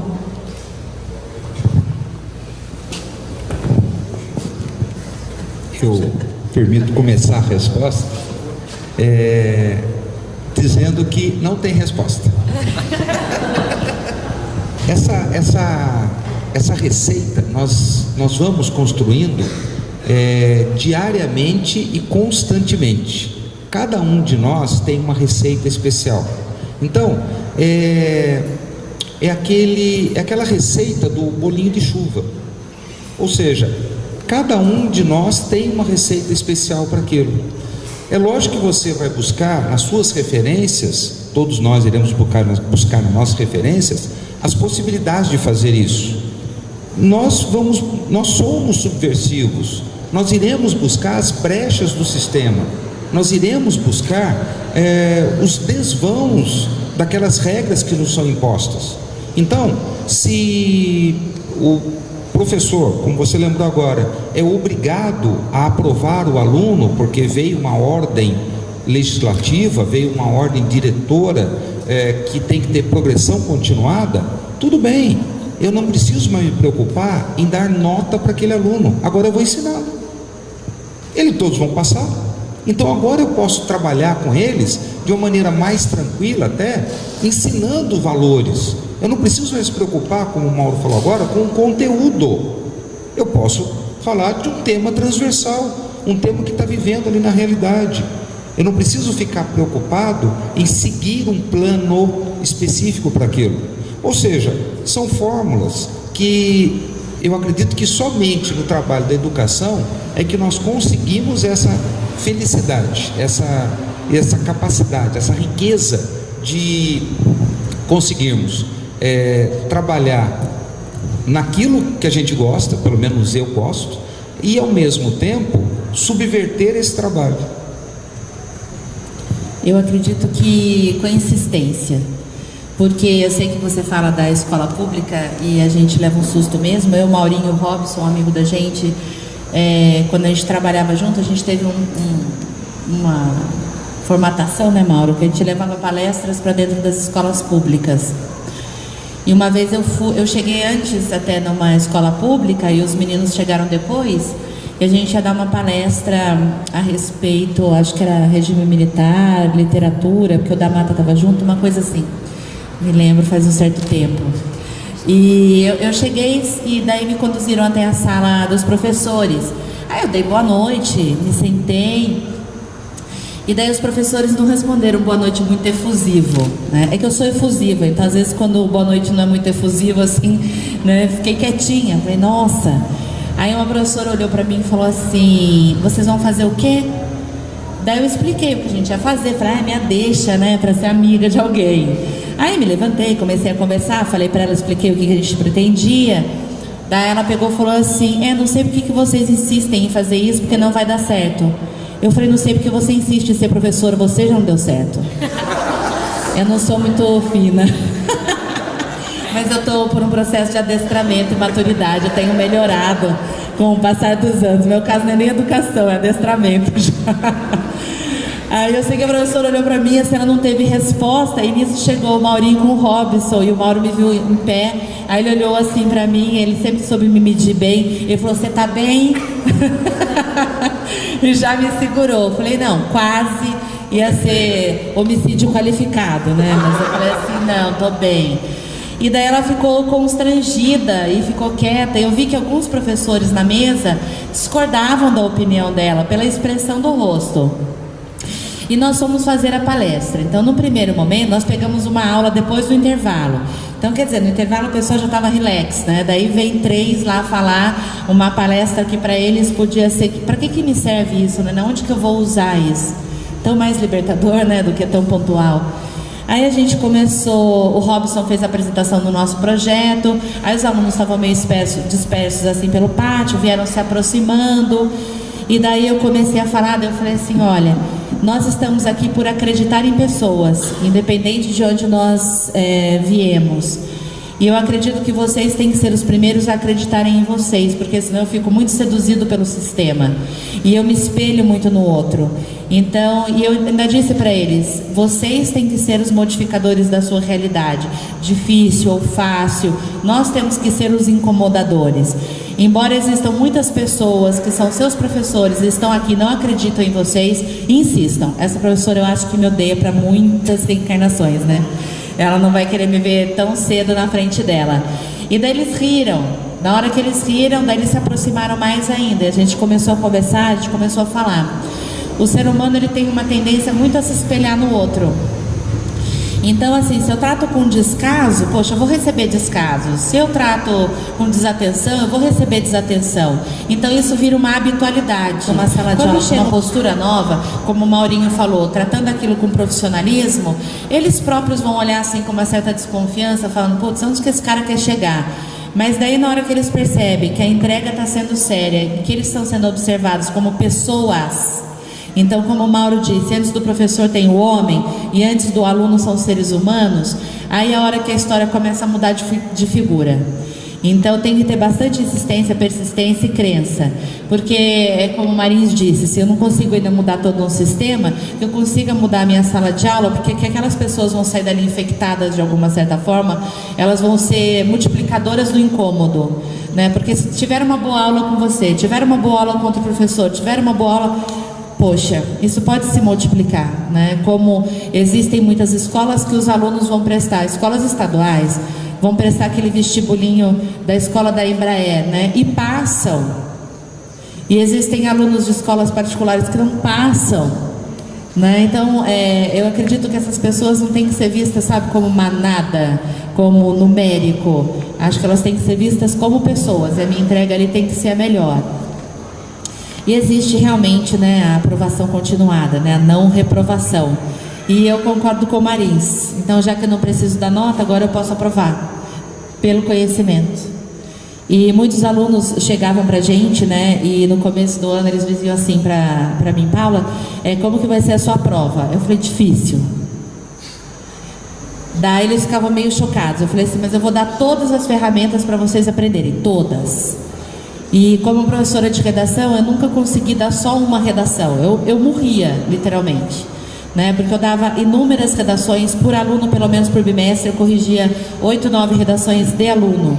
E eu dava mais um negocinho pelo qual eles me amam até hoje, que se chama fichamento, que é uma leitura dirigida, né? De revistas, de textos, de jornais.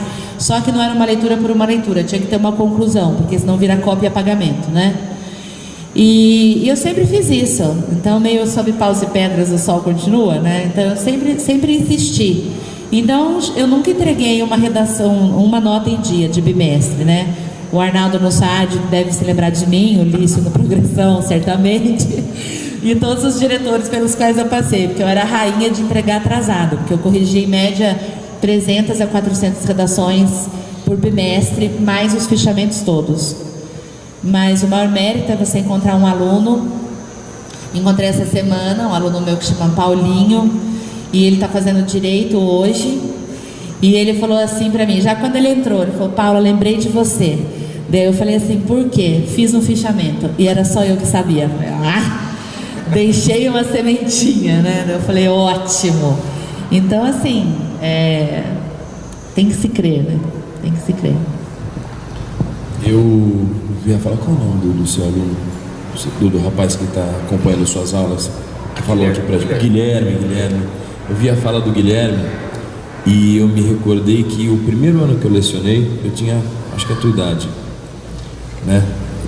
Era o tempo ainda da escola padrão, né? Veja isso. E aí eu entrei para substituir uma professora, estudante, e acabei ficando. E estou nessa jornada já dos 39 de vida que eu tenho, são 21 dentro do tablado, dentro da sala de aula, é um barato isso. E eu me lembro, e aí já na gelada mesmo, sabe? Já na... Rapaz, eu lembro que o vice-diretor da escola que eu estudava, que eu trabalhava, que eu estava começando, ele veio para mim: você tem certeza mesmo que você vai fazer isso? Eu falei: por quê? Porque eu pego o tijolo quebrado em construção, vendo e ganho mais. Aí uma outra colega chegou e falou: cuidado, sala de aula é uma cachaçinha. Quando você vê que você está viciado, você não para mais. E aquele discurso para mim não fazia muito sentido. Eu era um garoto, começando, e tinha escolhido o Vale. Eu não pensei em fazer outra coisa. Eu escolhi ser professor. 21 anos depois, se eu disser para você que em alguns momentos eu não quis sair correndo pelado pela Dutra até São Paulo para nadar no Tietê, é mentira. Mas por outro lado, eu acho que a gente começa a criar um pouco mais de casca quando a gente começa a compreender exatamente qual é o jogo. Então, conversávamos aí, Marins, agora um pouquinho antes de entrar, né, sobre o cotidiano de professores, e sobretudo de professoras de ensino infantil. É o caso da minha esposa, que além de ensino infantil, é educação especial. E a burocracia que essas professoras são submetidas é uma estupidez, é uma ignorância, é uma boçalidade. É inacreditável que alguém ache que realmente com aquela pilha de papéis que essas professoras têm que preencher, de fato o trabalho vai ser melhor. E é interessante quando você saca qual é a do jogo, porque eu sou professor de pré-vestibular, a minha esposa é de ensino infantil, e a nossa diferença salarial é abismal e absurda, sendo que sai dela a base. E aí você saca o sistema que aonde a sociedade quer a mãe, a mulher serve. Aonde a sociedade quer uma autoridade, aí põe o homem. Quantas mulheres vão ali no cursinho? Por quê? Não vão dar conta de pegar uma sala com 150 alunos e fazer o que tem que fazer? Te cito várias, geniais, que trabalharam comigo. Inclusive a Paula, Sônia Brandão, professora de História de São José dos Campos, Pinda. professoras geniais, incríveis, e que não tem espaço no ramo que eu trabalho, porque é um ramo masculino, historicamente masculino, aonde a sociedade quer a mãe, aí a mulher serve. Então a gente tem que sacar qual é o nosso sistema também. A gente tem que sacar qual é a perspectiva que a própria sociedade tem em relação à educação. E aí você vai criando um pouco mais de casca e vai começando a lidar com as coisas de forma um pouco mais sólida, eu acho. Me lembrei de uma vez que a gente dava aula no cursinho da manhã e tem os famosos Ibopes, né? Ai, meu Deus, e como tem ranqueamento de aluno, tem Ibope. Aí eu lembro que a coordenadora chegou com a minha nota de Ibope e falou assim: Paula, você empatou no primeiro lugar. Eu falei: uau, né? Aí eu falei: que bom. Aí eu falei assim: posso saber com quem eu divido? Você alcançou o Maurinho. Aí eu falei: caraca, agora só falta eu usar calça jeans, né? Fica careca. Não vai ter como. Mas assim, então você vê que é um diálogo, né, em que, se a gente pensa em ramos de sociologia, que a distância do poder brasileiro, ela é abissal, né? Então, no Brasil, se você vê um ministro tirando uma foto, sendo tirado, né, sendo fotografado na fila de um banco, a manchete vai ser: ministro fulano de tal foi fotografado na fila do banco. E se um ministro na Suécia é fotografado na fila de um banco, a manchete pode ser: ministro se recupera do tombo no jogo de golfe. Né? Então a gente vê assim que a distância de poder, ela é muito grande no Brasil, né? As nossas orientações cívicas também são bastante distintas, e se a gente for entrar por essa fala dentro da educação, aí os abismos são realmente maiores, né? O Mauro citou 2 nomes femininos, né, de cursinho, de um rol extremamente masculino. Posso citar vários, excelentes professores. Eu trabalho em 6 cidades, imagina. Eu trabalho de São Paulo até Lorena. Eu rodo 800 km por semana. E tem excelentes, a Cristina de Pinda, maravilhosa. Tem, Mônica de inglês. Tem professoras maravilhosas, mas é interessante que no curso que eu trabalho em São Paulo, uma quantidade, irmão, grande, só da cadeira de história, nós somos, acho que 17 professores, né? Nenhuma mulher. Tem uma que trabalha no plantão, mas de sala de aula nenhuma. Mas fala: mas isso é no curso que você trabalha. Não é. No principal concorrente, nenhuma professora. Na minha cadeira, nenhuma, né? Aí você vem para o Vale, na minha cadeira, uma no Vale, de uma escola concorrente a que eu trabalho em São José dos Campos. Uma no tablado com pré-vestibular. Entende? Então não sei o que a sociedade pensa: o pré-vestibular é o supra-sumo. A gente sabe que não é. A gente sabe o que é um sistema apostilado. A gente sabe como é que a coisa funciona. A gente sabe que não é isso. A sociedade em Deus é porque aquilo ali é o vetor para colocar o sujeito na faculdade. E é isso que a sociedade valoriza.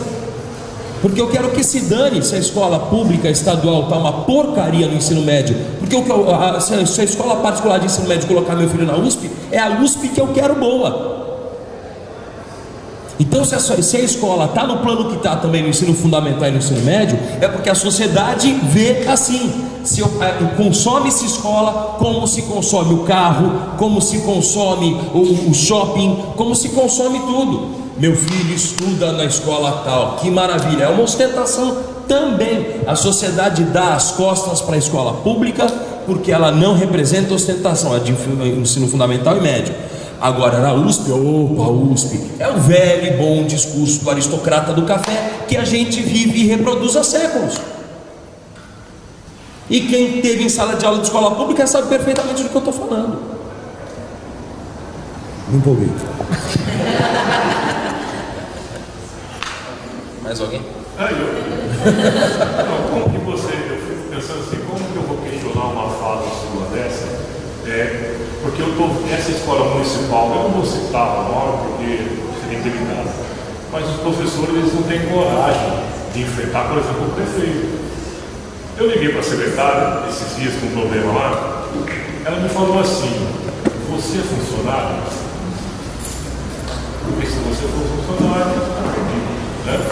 Uma questão que a gente estava discutindo lá. Eu sou um pai extremamente presente. Sou professor, mas também sou pai. Hoje eu sou o presidente da PM da escola. então eu vou tentar fazer alguma coisa com aquele pessoal. Porque, verdadeiramente, eles estão com medo. Eles têm medo de falar, têm medo de se mostrar, né? Então, eu me lembro, por exemplo, uma fala desse cidadão aqui, foi meu professor, né? Isso há 30 e poucos anos atrás. Ele tem uma fala do colégio particular. Ele foi dar aula, o aluno jogou o papel higiênico no vaso sanitário, foi se chamar a atenção do aluno pelo professor, e o diretor falou: olha, ele está sendo educado para ser patrão, não é para ser funcionário. Então eu fico imaginando a construção da educação e a construção da cidadania com uma escola desse tipo. Essa fala agora me mostra isso, né? A gente está discutindo, a gente está conversando, mas chega uma hora, parece que você fala assim: ó, não é só essa a verdade, né? Não é só isso, né? O professor é o que é, porque quando ele cita a Finlândia, tudo bem, a Finlândia tem 10 milhões de habitantes, né? E tem uma noção de cidadania, de construção da sociedade muito diferente da nossa. Nós temos 200, mas eu fico pensando nisso, né? Sabe isso que está engasgado em você, que você está percebendo, né? Essa construção de cidadania que o outro, como disse o doutor ali, não percebe. Ele não tem noção que a plena cidadania passa pela percepção do outro, então ele não respeita, porque ele não vê o outro. Agora, onde está o erro? Onde está a falha? Né? Se você consegue enxergar isso com tanta clareza, e você está dentro disso, né? Como que a gente destrói isso? Como o professor está falando? Eu sei que, né, eu também não perdi a esperança, estou chegando perto da minha aposentadoria, não perdi a esperança, mas tenho visto muitos jovens, professores muito novos, a perder a esperança, né? Que falam para mim na perna, o professor não dá mais, não tem condição.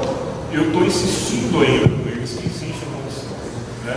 Ou como disse a professora, então você está no lugar errado, né? Você tem que sair da educação, porque se eu estou aqui para construir alguma coisa e modificar essa educação, você não pode fazer parte do pensamento assim. E com tanto medo, o que eu achei mais absurdo, os professores com medo de me dar o nome. Qual é o nome do seu professor? Olha, você vai lá, conversa, mas sabe? Eu exonerei da prefeitura em 2001. Eu era efetivo. Eu sei bem do que você está falando. Sei bem do que você está falando. Gustavo.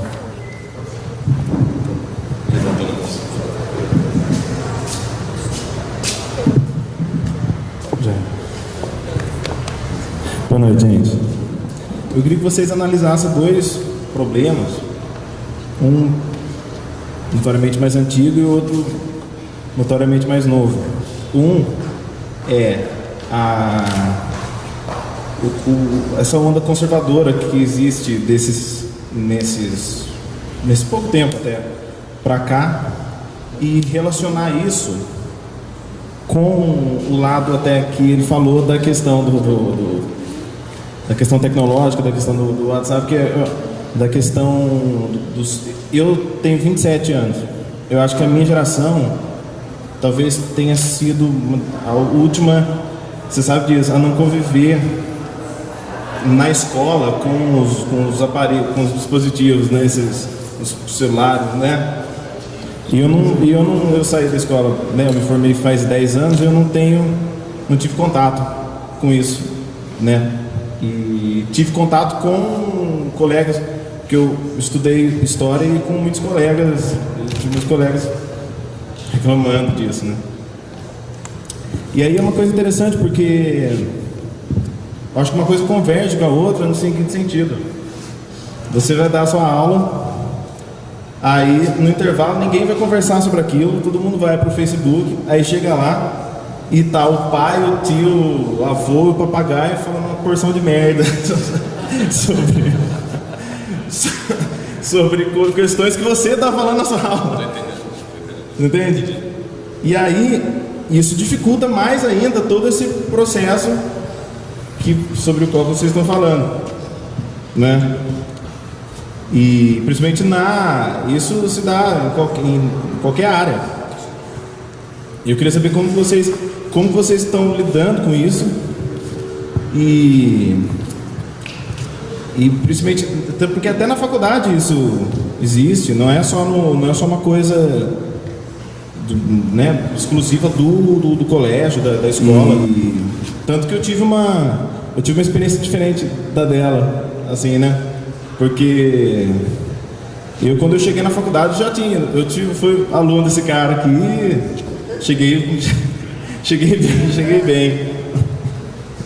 Eu falo pro Digão, eu falo que tem uma crônica que o Chico Buarque escreveu sobre o Tostão, que é um grande jogador, foi um grande jogador do Cruzeiro, da seleção brasileira, campeã da Copa do Mundo de 1970, em que o Chico Buarque fala que o Tostão, ele escreveu no final dos anos 90, essa crônica, na qual ele fala que o Tostão não tem ideia do tanto de gosto maravilhoso que ele ainda faz na cabeça dele. Eu posso dizer que o Maurinho não tem noção do tanto de aulas que ele me dá até hoje. Então eu cheguei bem. E é isso, queria que vocês analisassem essa questão. A resposta é bem curta. A primeira coisa que eu penso, e acho que vamos todos mais ou menos pelo mesmo caminho, eu procuro ter duas referências. Uma, um profundo respeito à informação que o aluno está me trazendo. Eu posso achar aquilo uma aberração intelectual. Eu seguro a onda, ouço e depois converso. E deixo claro para eles. Acho que é muito importante deixar claro que tablado não é palco e tablado não é palanque. Tablado é um ambiente de ensino e aprendizagem.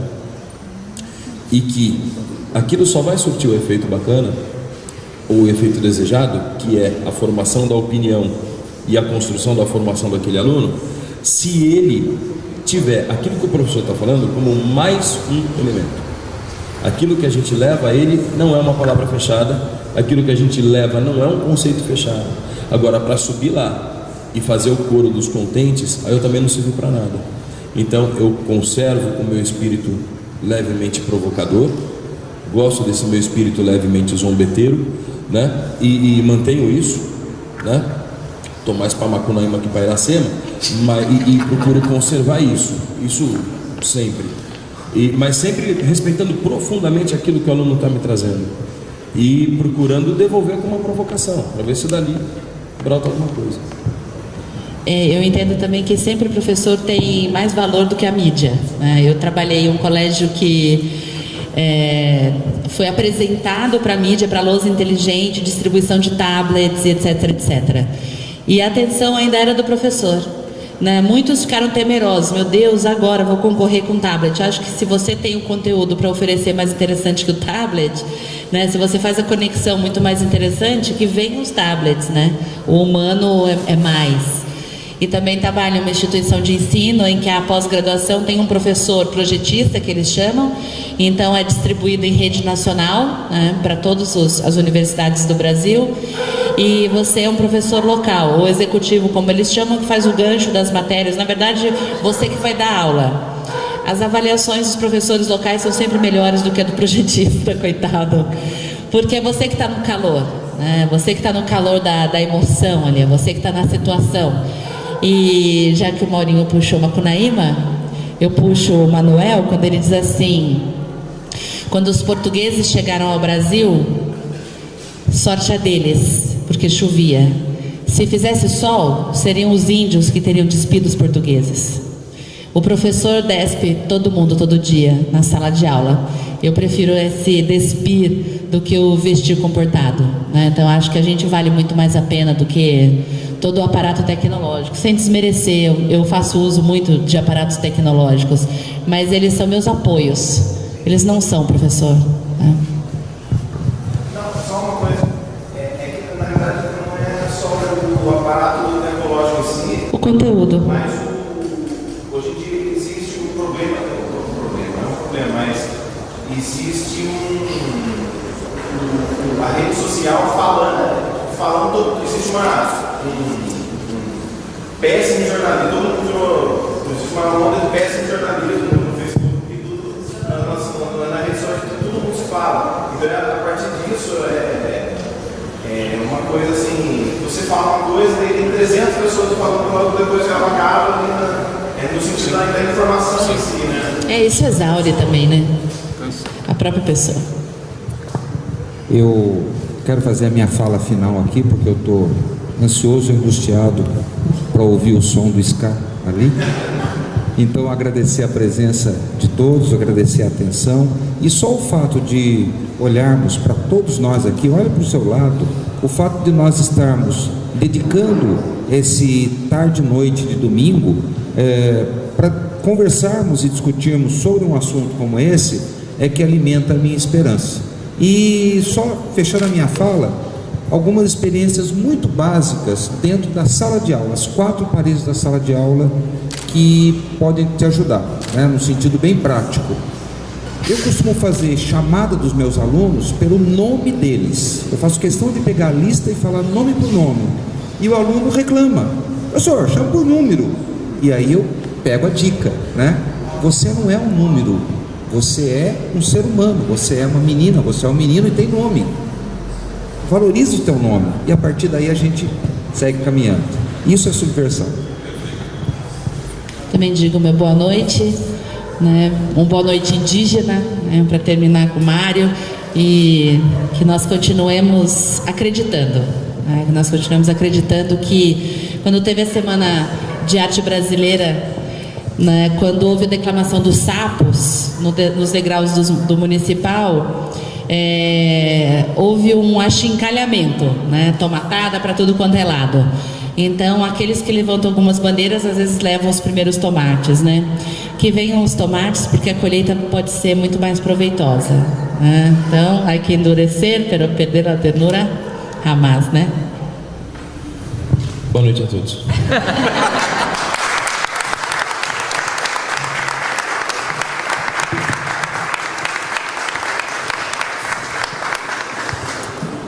É sempre bom, né, falar sobre educação e saber que vocês podem saber que vocês sempre plantam uma semente, como sempre plantaram desde quando eu tive aula com vocês, e com certeza aqui muitas sementes foram plantadas e vamos continuar. Essa prosa agora, né? O bom desse projeto é que a prosa não acaba aqui. A gente vai ter um som para ouvir muito bom, vai ter um café caipira para a gente poder continuar a prosa informal, que também é melhor ainda. Então, a gente queria agradecer os nossos apoiadores, o Almanac Urupês, que sempre acompanha a gente nas filmagens, a Companhia do Sol, que traz o apoio do som, o Círculo Italiano, que é o gestor aqui do museu e cede o espaço para a gente, e o Leite na Pista, que hoje foi quem cedeu o café. E hoje a gente tem a banda Escafandro, que vai tocar pra gente. É isso, muito obrigada pela presença de todo mundo. E a gente vai sortear um livro. 2? Ó, que beleza.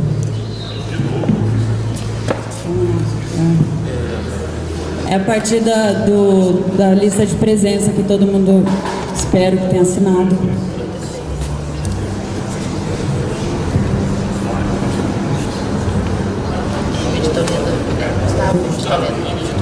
Gustavo de Toledo? Gustavo de Toledo.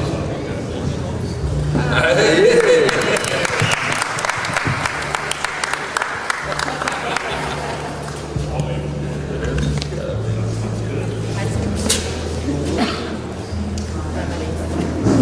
Essa responsabilidade.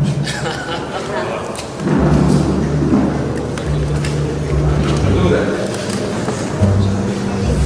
85. Jéssica Pena. Jéssica Pena. Foi embora? Tá lá, Jéssica.